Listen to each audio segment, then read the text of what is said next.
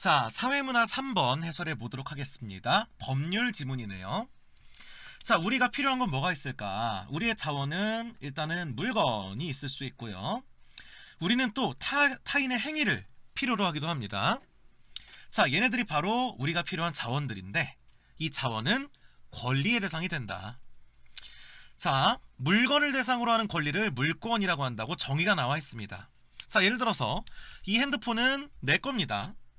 나는 이 핸드폰에 대한 권리를 가지고 있죠. 이 핸드폰을 사용하는 것과 파는 것 등등의 권리는 나한테 있습니다. 따라서 이 핸드폰에 대한 물권을 저는 갖고 있는 거예요. 자, 채권은 두 번째 자원이 행위를 요구할 수 있는 권리입니다. 자, 예를 들어 보겠습니다. 내가 있고 내 친구한테 내가 돈을 빌려줬다고 합시다. 돈을 빌려줬어요. 자, 그러면 나는 채권을 갖게 됩니다. 자, 어떤 채권을 갖게 되냐면 친구에게 어떤 행동을 요구할 수 있는 권리를 갖게 되는데 친구가 나에게 돈을 갚아야 하는, 돈을 갚는다라고 하는 행위를 요구할 수 있는 권리를 내가 갖게 되는 것이죠. 자, 이것이 바로 채권입니다. 자, 민법에서 권리의 발생, 소멸, 권리의 이동 등과 같은 변동이 일어나려면 자, 여기서 권리라는 표현을 썼죠. 자, 이 권리는 물권을 얘기하는 걸까요? 아니면 채권을 얘기하는 걸까요? 둘 다를 얘기하는 거겠죠. 물권이든 채권이든 간에 권리의 변동이 일어나기 위해서는 조건이 뭐예요? 계약이 필요하다. 자, 정리하겠습니다. 계약이 있어야만 권리의 변동이 있는 것이 원칙이다. 알겠어? 자, 예를 들어서 채권이 발생하기 위해서는 계약이 필요하죠. 예를 들어서 나와 친구 사이에 어떤 계약을 맺은 거야. 돈을 빌려주고 돈을 갚기로 하는. 자, 이 중에서 권리가 생긴 이 사람, 나를 채권자라고 얘기하고요.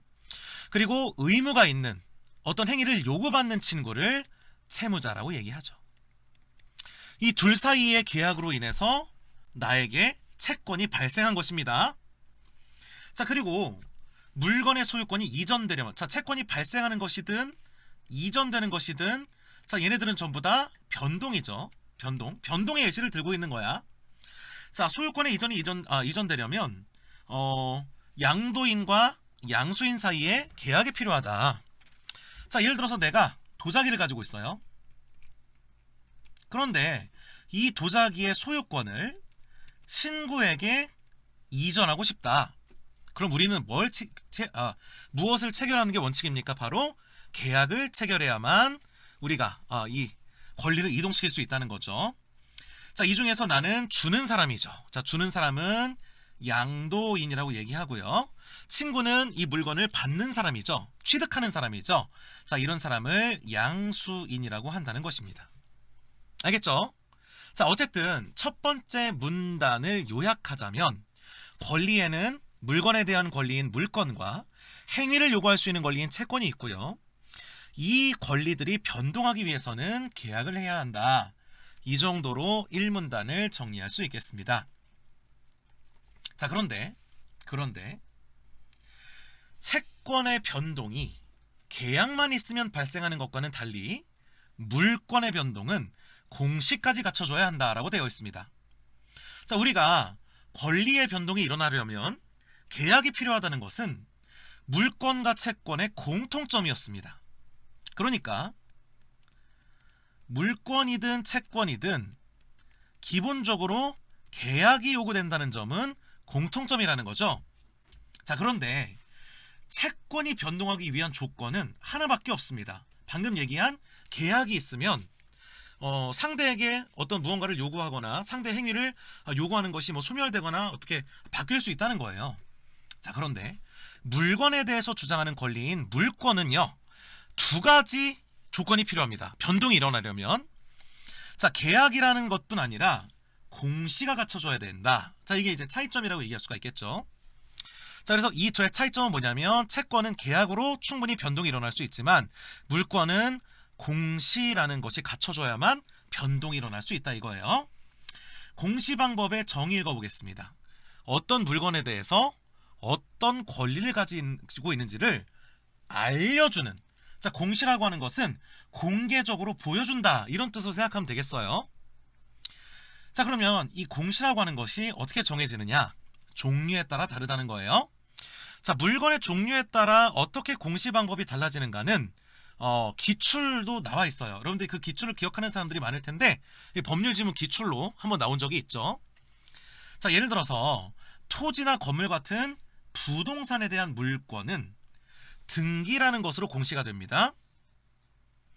자, 이 등기라고 하는 것은요, 문서로 등록해야 되는 거예요.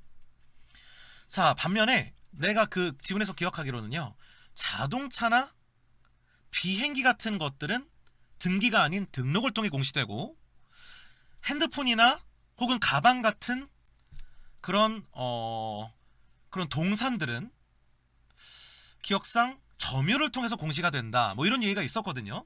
자, 어쨌든 나머지 물건들은 여기 나와 있지 않기 때문에 굳이 얘기할 필요는 없을 것 같고, 어쨌든 여기에서는 부동산이 뭡니까? 움직이지 않는 재산이죠. 토지나 건물 같은 것들을 부동산이라고 하는데, 이 부동산에 대한 물권은 등기로 공시가 된다. 자, 이 공시 방법의 역할은 당사자가 아닌 사람에게도 모든 사람에게 내 권리를 보여줄 수 있는 것이 바로 공시의 등기의 기능입니다. 자, 이제 이게 무슨 얘기인지 좀 얘기를 해드리자면요. 자, 만약에 내가 토지나 건물을 가지고 있습니다. 건물을 가지고 있어요. 자, 그런데 내가 친구와 계약을 맺고 어떤 토지나 건물을 팔거나 넘겨주려고 하고 있어요. 그래서 친구가 토지나 건물을 취득하는 상황입니다. 자, 이렇게 내가 지금 토지나 건물에 대한 물권을 변동시키려고 하고 있잖아요. 자, 이 토지나 건물은 나의 소유물이기 때문에 나는 이건 이제 물권을 통해서 가지고 있는 거죠. 자, 이렇게 물권이 넘어가기 위해서는 우리 둘 사이에 계약이 있어야 하는 것뿐만 아니라 내가 이 토지나 건물에 대한 가지고 있던 등기를 이 친구에게 옮겨서 이 친구가 이 토지와 건물에 대한 본인의 재산에 대한 등기를 해야지만이, 문서로서 이게 자기 거라고 하는 등기를 보여줘야지만이 비로소 이 물건이 넘어갔다고 얘기할 수가 있다. 어떤 의미인지 알겠죠? 그래서 이 채권 같은 경우는 변동이 있을 때는 그냥 계약만 하면 됩니다. 계약만 하면 그러니까 예를 들어서 이것까지 예를 들어 드릴게요. 내가 있습니다. 친구가 있어요. 내가 친구한테 돈 빌려줬습니다. 계약에 의해서. 자, 그런데 친구는 이 상황에서 나한테 돈을 갚아야 될 채무가 있죠. 의무가 있습니다. 따라서 내가 채권을 갖고 있는 거예요. 그런데 내가 이 채권을 A라는 사람에게 넘긴다고 합시다. 그래서 이제는 이 친구가 요 돈을 이 A라는 사람한테 갚아야 되는 거예요. 그 상황인 거야. 자, 이 경우에는요, 행위를 요구할 수 있는 권리가 변동이 되었죠. 그러니까 채권이라고 하는 것이 나에게서 A로 넘어간 겁니다. 자, 이런 경우에는요, 공시가 필요하지 않고 나랑 A랑 어떤 계약을 체결하기만 하면 이 친구가 돈을 갚아야 되는 대상은 내가 아니라 A에게 넘어가는 것이죠. 따라서 내가 가지고 있는 채권을 A에게 넘겨준다라고 하는 계약이 이루어지는 순간에는요, 이 계약을 통해서 채권이 변동될 수 있는 거야. 딱히 공시나 어떤 이런 다른 두 번째 조건이 필요하지 않는다는 것이죠. 하지만 내가 건물을 가지고 있고요, 이 건물을 계약에 의해서 A에게 넘기는 경우라면은요, 단순히 넘기는 계약을 하는 것뿐만 아니라 내가 가지고 있는 건물에 대한 문서인 등기를 A의 명의로 변경해서 A의 건물이 이제는 되었다라고 하는 등기 문서까지를 공개적으로 보여줄 수 있는 기능인 등기를 작업을 해야지만이 비로소 건물이 넘어갔다고 얘기할 수가 있겠죠. 따라서 이와 같은 경우에는 계약이라는 하나의 조건으로 내 채권이 다른 사람에게 채권에게 넘어갔지만, 이 경우에는 계약이라고 하는 것과 등기라고 하는 두 가지 조건이 만족되어야지만이 이 물건이 넘어갈 수가 있다. 자, 그래서 채권의 변동 상황과 물건의 변동 상황이 조건의 개수가 다르다, 이렇게 정리를 할 수가 있겠죠. 자, 그리고 왜 등기를 해야 되느냐?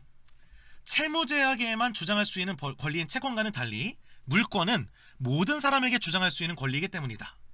아까 공시의 기능이 뭐였습니까? 누가 어떤 권리를 가지고 있는지를 누구에게나 알 수 있게 해줘야 되는 거죠. 자, 그래서 우리가 왜 하필 물권에 공시가 필요한지 알 수 있는 거예요. 자, 채권은요, 타인은 아무런 상관이 없는 상황입니다. 자, 예를 들어서 내가 이 친구한테 돈을 빌려주고 친구가 나한테 돈을 빌려줘야 되는 상황은 제3자와는 아무런 관련이 없거든요. 이 친구는 나한테만 갚으면 되고 나는 이 친구에게만 이 권리를 행사하기 때문에 모든 사람들에게 내가 이 채권을 가지고 있다는 것을 보여줄 필요가 없습니다. 이 둘 사이에만 국한되는 거거든요. 하지만 물권이라고 하는 것은요, 채권과는 다르게 다른 모든 사람에게도 주장할 수 있는 권리여야만 합니다. 왜냐? 어떤 건물이라든지 어떤 재산이라든지 어떤 뭐 자동차라든지 핸드폰 같은 것들이 타인이 이 건물을 마음대로 침범할 수가 없어야 되거든요.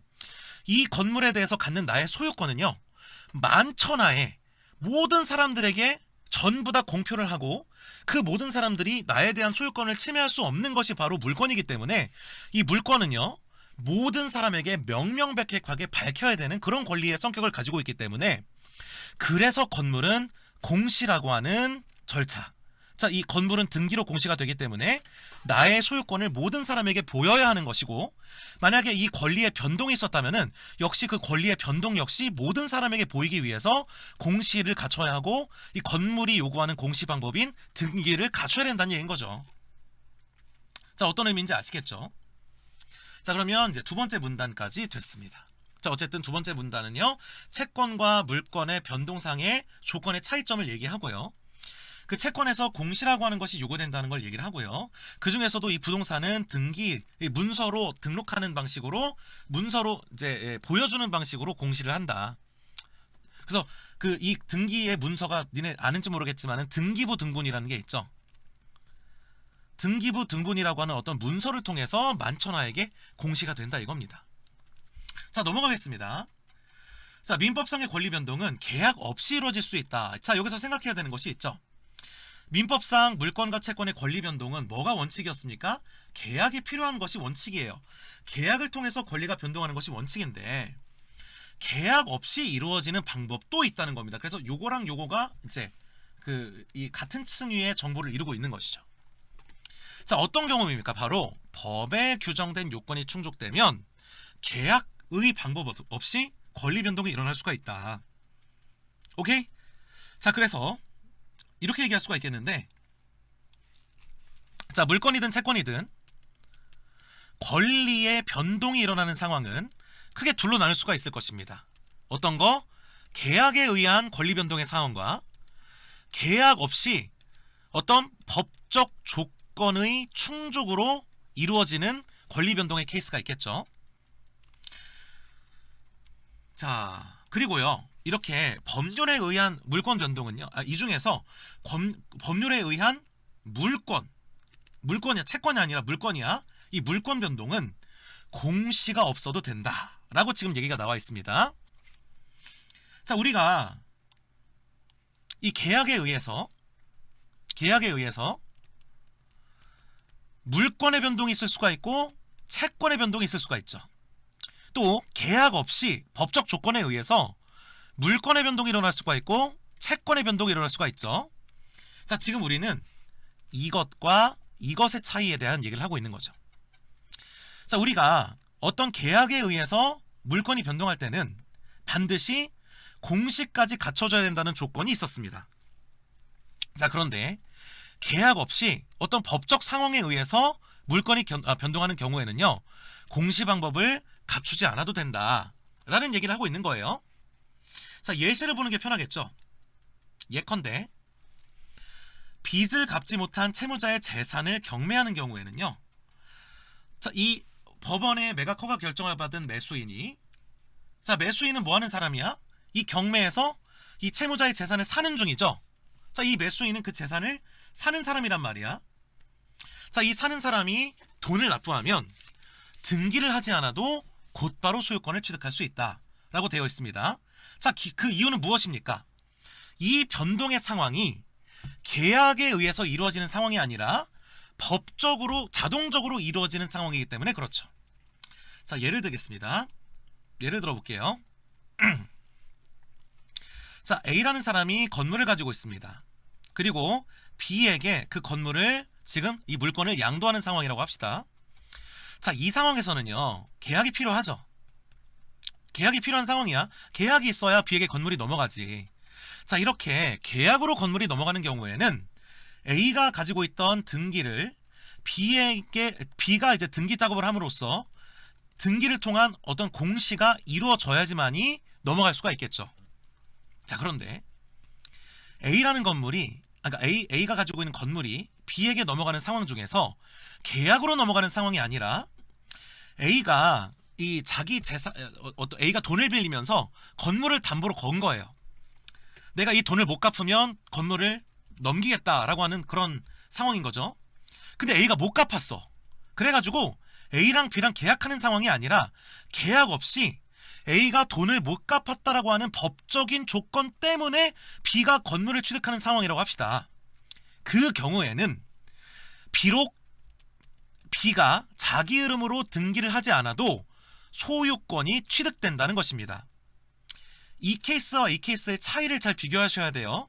계약으로 넘어갈 때는 공시가 있어야만 소유권을 취득할 수 있지만 어떤 법적인 조건에 의해서 B가 그 건물을 취득하는 경우에는 등기하지 않아도 상관이 없다. 자, 또 하나의 예시를 들어주고 있습니다. 사망한 경우 상속받는 경우죠. 자, 이 상속이라고 하는 경우는요, 계약에 의해서 이루어지는 것이 아니라 사망이라고 하는 사건에 의한 법적으로 자동적으로 발생하는 것이 바로 상속입니다. 이 상속은 계약에 의해서 이루어지는 게 아니에요. 자, 이 경우 역시 등기하지 않아도 부동산을 상속할 수 있다. 이 두 예시의 공통점을 알겠죠? 나 너한테 건물 넘겨줄게. 그래? 라고 하는 악수, 계약에 의해서 넘겨주는 상황은 공시가 필요하지만 계약 없이 어떤 법률적 사건으로 인하여 이 물건이 넘어가는 경우에는 굳이 공시하지 않아도 된다. 자, 이처럼 법률에 의한 법적 조건을 만족해서 물건 변동이 발생하는 케이스에는 공시가 없어도 되지만 나중에 공시할 수 있죠. 예컨대 이와 같은 경우 B가 넘겨받고 혹은 상속을 통해서 상속이라고 하는 사건을 통해서 법적으로 누가 이제 받은 경우에 등기를 하지 않아도 소유권이 취득이 되지만 이와 같이 법률적으로 넘겨받은 사람들이 나중에 등기부등본을 작성을 해가지고 그것을 이제 본인의 소유라고 하는 공시를 만천하에 보일 수도 있는 거예요. 그거는 나중에 등기하는 것은 전혀 문제가 될 수 없으니까. 자, 그 다음 갈게요. 물건에는 여러 종류가 있는데 담보물건이라고 하는 것이 있습니다. 자, 어떤 물건에 대해서 행사하는 권리 중에서 담보물건이란 무엇일까요? 자, 담보, 여러분들 이미 알고 있죠. 이 담보라고 하는 것은요, 돈을 빌릴 때 맡기는 거예요. 금전 채권자의 채권의 회수를 목적으로 한다는 점에서 사용을 목적으로 하는 소유권과 다르다. 잘 보세요. 자, 예컨대 A라는 사람이 휴대폰을 가지고 있습니다. 자, 이 휴대폰은 지금 사용을 목적으로 가지고 있는 일반적인 소유권이죠. 그렇지. 그러니까 이 휴대폰은 내가 쓰려고 지금 가지고 있단 말이야. 이것이 바로 일반적인 물건입니다. 자, 그런데 담보 물건은 무엇이 다르냐면요. 자, B라는 사람이 A라는 사람한테 돈을 빌리려고 A한테 돈을 줬어요. 그러니까 A가 B한테 돈을 빌렸습니다. 자, 그리고 A는 B가 못 갚을 때를 대비해서 담보를 받아둘 수가 있죠. 이 사람의 휴대폰을 받아둔 거야. 그래서 B가 혹시라도 돈을 못 갚을 경우에는 이 휴대폰이 A게 되는 것입니다. 자, 그러면 A가 지금 B의 휴대폰을 가지고 있단 말이야.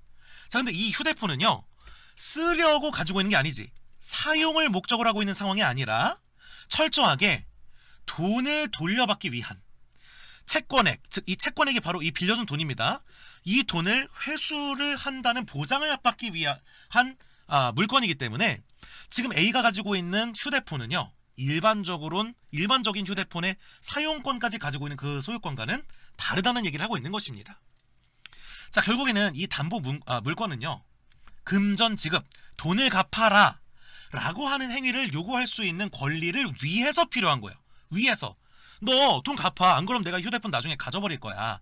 라고 하는 부수적인 소유권일 뿐이지 이 휴대폰을 쓰려고 가지고 있는 게 아니라는 거예요. 자, 그 이유는 무엇일까? 채무자가 돈을 못 갚으면 채권자는 그 물건을 사용할 수 있는 것이 아니라 법원의 경매로 판 다음에 그 매수인, 즉 그 물건을 산 사람이 납부한 대금을 받을 수 있다. 이거 뭔 얘기인지 알겠죠? 자, 봐봐. A라는 사람이 있어요. B라는 사람이 있습니다.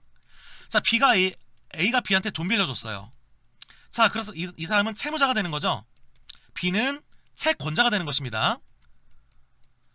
자, 그리고 이 채권자가 돈을 못 갚을 위험성을 대비해서 A는 B에게 담보를 받아놨어. 예컨대 B의 건물을 저당 잡혀놨습니다. 그 또 담보를 받는 것을 또 저당을 잡는다고도 얘기를 하죠. 자, 그러면 이 A가 가지고 있는 건물에 대한 권리는요, 담보물권이죠. 이 건물을 쓰기 위한 권리가 아니라 담보로 위한 권리란 말이야. 그런데 무슨 일이 벌어졌냐면은 B가 진짜 파산해가지고 돈을 못 갚은 거야. B가 돈을 갚을 능력이 없어가지고 기한 내에 돈을 못 갚았어요. 자, 그럼 무슨 일이 벌어지느냐? A는 이 건물을 사용하는 것이 아니라 이 건물이 법원으로 넘어가죠. 법원의 경매로 넘어갑니다. 그래서 이 건물에 대한 입찰을 받게 돼요. 경매라는 게 사고 싶은 사람에게 입찰을 받는 거 아닙니까? 자, 그리고 어떤 C라고 하는 사람이 이 건물을 경매 입찰해가지고 건물을 C라는 사람이 사갔어요. 자, 이 C라는 사람이 바로 뭐가 되냐면 매수인, 이 건물을 사들인 매수인이 되는 거죠. 자, 그러면 매수인이 이 건물을 사면서 돈을 내고 건물을 사겠죠. 자, 그러면 이제 매수인은 이 건물이 되었습니다. 그러니까 매수인 건물이 된 게 아니라 건물의 소유자가 되었습니다. 자, 그리고 이 매수인은 이 건물을 이제는 담보물권으로 가지고 있는 게 아니라 이 사람은 이 건물을 경매에서 샀기 때문에 그냥 진정한 사용을 위한 소유자가 된 거예요. 자, 그러면 매수인이 건물을 위해 지급한 돈은 누구한테 갑니까? 바로 A에게 들어가는 것이죠. A에게 돈이 들어가서 바로 이 채권자가 못 갚은 돈을, 이 담보를 가지고 있었던 건물을 경매로서 판 돈이 A에게 보장이 되는 것입니다. 이런 구조로 담보가 이루어지는 거예요. 오케이? 자, 그래서 결국에 이 채권자, 야! 나 진짜 실수했어. 이거 진짜 미안합니다. 야, 이거 니들 하면서 느꼈어야 되는데 나 이거 반대로 썼잖아. 나 이거 완전 반대로 썼잖아요. 야, 니네 이거 헷갈리면 안 된다는, 사실은 이게 내가 실수한 게 아니라 헷갈리지 말라는 그걸 얘기하기 위해서 이거 반대로 한 거예요. 얘들아, 이거 지금이라도 발견해서 다행입니다. 근데 발견하지 못할 수는 없었는데, 얘들아, A가 채권자고 B가 채무자죠. 이거 알고 있지? A는 돈을 빌려준 사람이기 때문에 권리가 있는 사람의 채권자고, B는 돈을 갚아야 되는 의무가 있는 자이기 때문에 채무자야. 나 이런 거 진짜 실수 안 하는데 죄송합니다. 이거 내가 아까 잘못 썼어요. 자, 그래서 결론은 뭐냐면 어디죠? 오케이, 여기. 자, 채권자, 즉 A는 B가 가지고 있던 물건, 건물을 경매로 팔고, 매수인, 바로 C죠. 어떤 사람이 이 건물을 사들인 사람이 납부한 매각 대금, 이 건물에 대한 값을 결국엔 누가 받는 거야? A가 받는다고 얘기를 하는 거죠. 자, 이때 동일한 채무자에 대한 금전 채권자가 여러 명이면 이거 끔찍한 상황이네. 얘들아, 이 채무자가 이제 돈 갚아야 되는 사람이 B잖아요. 근데 이 채권자가 여러 명일 수가 있잖아. 자, 무슨 얘기냐면은 B가 돈을 A한테 빌린 게 아니야. B가 돈을 뭐 D한테도 빌리고 막 E한테도 빌리고 F한테도 빌리고 B가 여러 사람한테 빌릴 수가 있죠. 즉 B에 대한 채권자가 여러 명인 상황인 거야. B가 빚을 지고 있는 사람이 여러 명인 상황일 때, 자, 이 경우에는요, 경매 대금을 각자의 채권에게 비례해서 나눠 가지는 것이 원칙이래요. 오케이? 그러니까 얘가 100만원 빌려줬고, D가 100만원 빌려줬고, 얘가 50만원씩 빌려줬으면 얘가 2대 1대 1대 1로 바로 이 건물을 판 값을 분배하는 것이 원칙이라 이거죠. 자, 그렇기 때문에 특정한 채권자가 자신의 채권의 전액을 우선적으로 먼저 받을 수 있는 권리는 우선 변제권은 예외적으로만 인정된다. 그러니까 원칙과 예외가 있는 거죠. 자, 원칙은 뭡니까? 비례해서 나눠 가지는 거예요. 자, 그런데 여기서 이 우선 변제권이라는 건 뭐냐면 내가 우선순위로 받는 거지. 그러니까 이것을 다른 사람보다 내가 먼저 변제받을 수 있는 순위라고 보시면 돼요. 순번. 자, 그것이 이제 우선 변제권인데요. 담보 물건은 이런 우선 변제권을 내용으로 한다라고 되어 있습니다. 자, 따라서 FCD D 같은 경우는 그러니까 예를 들어서 지금 A가 담보 물건 이 건물을 가지고 있었잖아요. 자, 그러면 이 건물을 판 돈은 그러니까 이 건물 이 담보 물건이 A가 가지고 있었기 때문에 예를 들어서 건물을 팔아 가지고 예를 들어서 600만 원이 나왔어. 600만 원이 나왔어. 자, 그럼 이 600만 원을 얘네들이 이제 비율을 통해서 나눠 가질 거 아닙니까? 자, 그 중에서 돈을 누가 먼저 우선권으로 어떤 순번으로 먼저 받는 거야? A라는 애가 지금 담보 물건을 가지고 있었기 때문에 이 600만 원이라고 하는 건물을 판 값에 대한 우선순위는 A가 1바따로 먼저 받는다는 것이죠.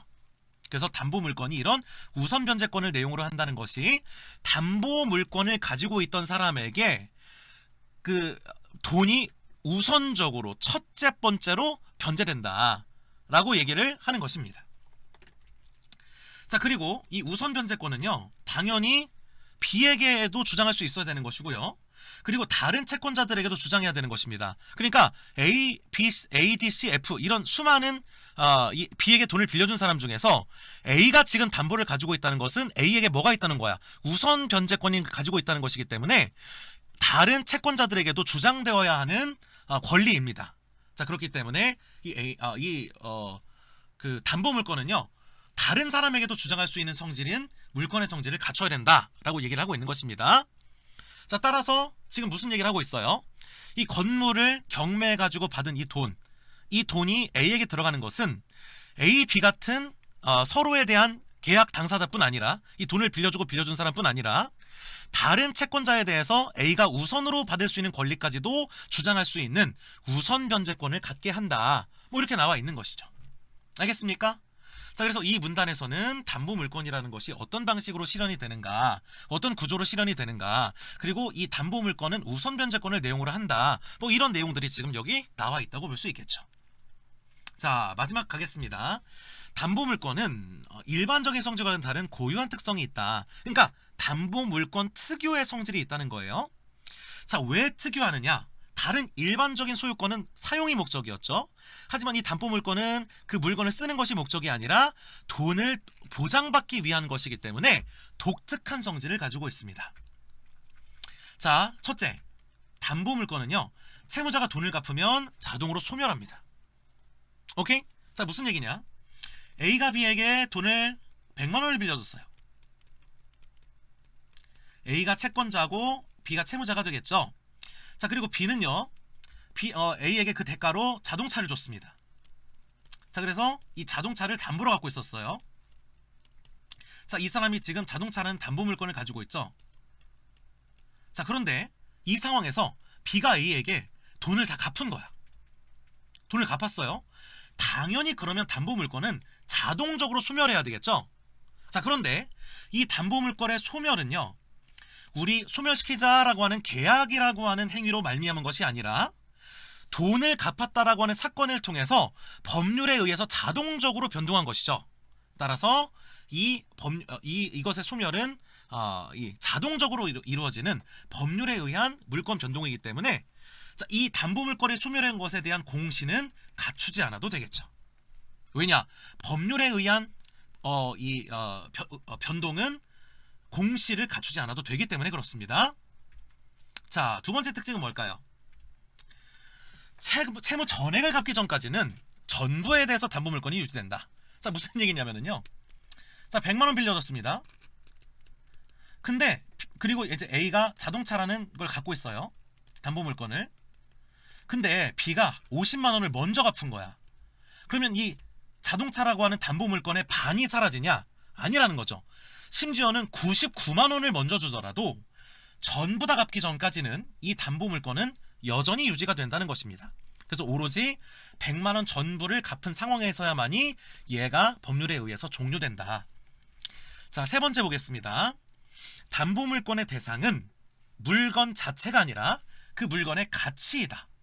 그러니까 내가 그 자동차라는 것 자체를 가지고 있다기보다는 이 자동차가 나중에 이제 뭐 법원에 경매돼 가지고 또 뭐 팔려 가지고 뭐 어떻게 뭐 될 수도 있는 거 아닙니까? 자, 어쨌든 그 물건의 가치를 가지고 있는 것입니다.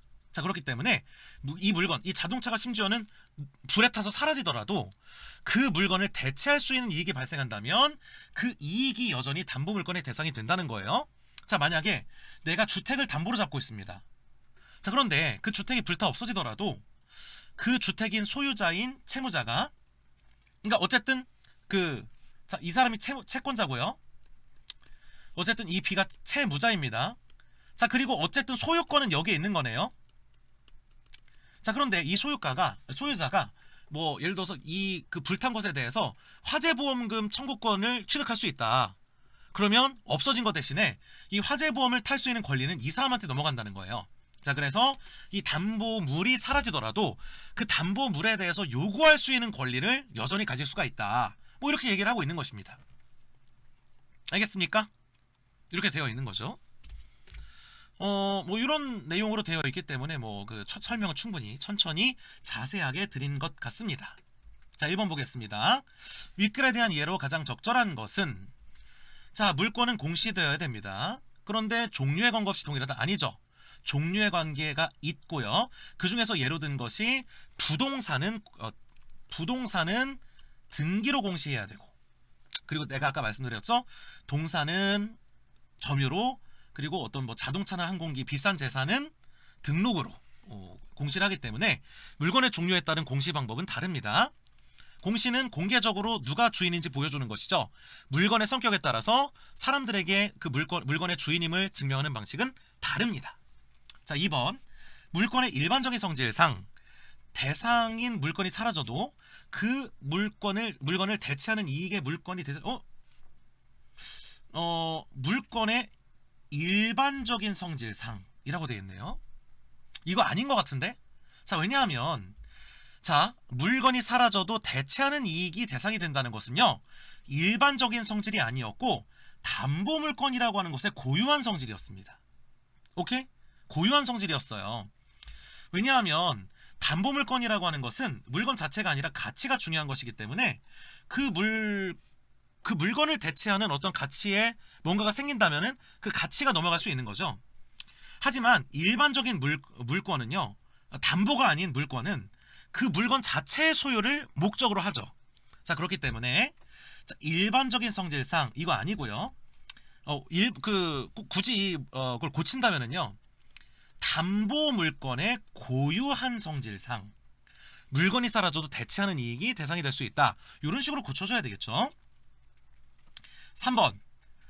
경매 절차에서 경매 대금을 완납한 매수인은 공시 방법을 갖추기 전에 소유권을 취득한다. 이거 같은데요? 이거 맞는 것 같은데요? 자, 왜냐하면 이겁니다. 이 매수인이 아까 C였죠. C였지. 그러니까 이 C가 정상적인 절차로 이 건물을 만약에 사들였습니다. 그 경우에 이제 소유자가 되는 데 있어서 공시가 필요하냐고 물어보는 거예요. 공시 방법이 필요한가? 자, 그러면 공시 방법의 필요성 여부는 뭘로 판단하는 겁니까? 사람과 사람 사이의 계약에 의한 물건의 변동은 공시가 필요하고, 어떤 법률 효과에 따른 변동은 공시가 필요하지 않죠. 자, 그런데 이 경매라고 하는 절차에서 내가 법원에다가 돈을 다 내고 이 정상적으로 이 건물을 경매에서 낙찰받은 사람은 계약에 의해서 받은 게 아니죠. 어떤 법률적 행위에 의해서 받은 것입니다. 자, 그렇기 때문에 이 경우에는 공시 방법을 갖추지 않아도 소유권을 취득할 수가 있는 것이겠죠. 알겠어? 그래서 답이 3번이 돼야 되겠고요. 2번 넘어가겠습니다. 기억의 이유로 가장 적절한 것은 물어봤네요. 기억이 무엇이었을까? 물권 변동이 일어나려면 계약뿐 아니라 공시 방법도 갖춰져야 한다. 자, 이유는 뭐가 되겠습니까? 물권은 어떤 성질을 가지고 있었어요? 물권은 채권과는 다르게 당사자가 아닌 모두에게도 주장할 수 있는 권리가 물권이어야 하기 때문입니다. 예컨대 내가 이 핸드폰에 대한 물권을 가지고 있다면 나 말고 모든 사람들은 이 핸드폰을 함부로 쓸 수 없죠. 자, 그렇기 때문에 공시라고 하는 것을 갖춰야 됩니다. 자, 3번 가볼게요. 담보물권에 대한 설명으로 적절하지 않은 것은. 담보물권이 뭐죠? 어디 있었죠? 뭐 근데 다 아는 거잖아 어차피. 담보물건은 담보물에서 대해서 가지고 있는 어떤 물건을 얘기를 하는 것이죠. 담보물건에 대한 설명으로 적절하지 않은 것은 담보물건의 목적은 소유권의 목적과 다르다. 맞죠? 소유권의 목적은 그 물건을 사용하는 데 있다면 담보물건은 빌린 돈을 보전받는 데 있습니다. 자 2번 담보물권자는 담보물건을 채무자 외의 사람들에게 주장할 수 있다. 맞죠? 채무자에게도 주장할 수 있지만 채무자가 돈을 빌려준 다른 종류의 채권자들에게 있어서 우선적으로 변제를 받을 수 있는 우선 변제권을 주장할 수 있습니다. 3번 담보물건은 채무자가 돈을 다 갚으면 공시 방법을 갖추지 않아도 소멸한다. 맞게 되겠죠? 자 왜냐? 돈을 다 갚아서 소멸하는 이것은 계약에 의한 것이 아니라 그냥 법적 조건의 만족으로 인해서 발생하는 것이기 때문에 공시할 필요가 없다고 분명히 얘기를 했습니다. 4번 담보물권자는 물건을 배타적으로 사용함으로써 우선 변제권을 행사할 수 있다. 사용하면 안 돼. 담보물건은 물건의 사용을 목적으로 하는 게 아닙니다. 알겠죠? 자신의 우선 변제권을 행사할 수 있는 이유는 그냥 담보물권자라고 하는 그 조건만으로도 우선 변제권을 행사할 수 있는 거예요. 사용함으로써가 아니야. 그냥 자기가 담보물권자라고 하는 법적 조건이 만족되면은요 우선 변제권을 다른 채권자들보다 앞서서 먼저 내가 1순위로 돈을 받을 수 있다 이거야. 사용함으로써 행사할 수 있는 게 아니죠. 4번 보겠습니다. 유치권이라고 나왔네요. 자, 유치권은 법률을 근거로 발생하는 담보물건이다. 그러면은 이 유치권이라고 하는 것은 어쨌든 공시가 필요 없다는 거네요. 법률을 근거로 발생하고 있기 때문에. 자, 유치권은요 언제 발생하냐면은요 건물 공사를 완성했는데 공사 대금을 못 받은 건축업자가 사실상 지배해서 점유를 확보한다고 되어 있습니다. 자, 좀 그려볼까요? 건축업자가 있습니다. 건축업자는 이 건물을 지어준 사람이죠. 자, 그리고 건축주는요 이것을 의뢰한 사람이죠. 자, 그러면 건축주는 건축업자에게 이 건물 짓는 것을 의뢰했기 때문에 건축주는 당연히 건축 대금을 납부를 해야 되는 상황이야. 그런데 공사 대금을 안 주는 거야. 그래서 이 건설사가 이 건물을 사실상 지배해 버리는 거죠. 자, 유치권은 모든 것이 법률 규정이 돼 있다. 자, 어떻게 규정이 돼 있을까요? 유치권이라고 하는 것은 이 유치권자, 따라서 이 건축업자가 유치권자죠. 자, 얘가 이 건물을 지배하기 시작하면 발생하고 그 다음에 이 지배를 상실하면 소멸한다 라고 되어 있어요. 따라서 이것은 계약을 근거로 성립하는 것이 아닙니다. 이 건물을 누구에게 넘기기로 계약해서 이 건물을 사실상 지배하는 그런 종류가 아니라 건축주가 돈을 못 갚았다고 하는 조건에 의해서 성립하기 때문에 법률의 근거에서 성립하기 때문에 다른 계약을 근거로 성립하는 것은 아닙니다. 자, 그러나 유치권도 채권이 실현되면 소멸하는 등 담보물건을 당연하죠. 자, 만약에 이 돈을 갚는다. 그것이 실현된다. 그 채권이 실현되면 당연히 이 유치권도 역시 소멸할 것입니다. 아니, 돈을 갚았는데 이걸 지배하면 안 되지. 그때는 나와야지. 다만 계약에 의해서 성립하는 다른 담보물건과는 달리 담보물을 대체하는 이익에 대해서는 유치권자는 아무런 권리를 가지지 못한다라고 되어 있습니다.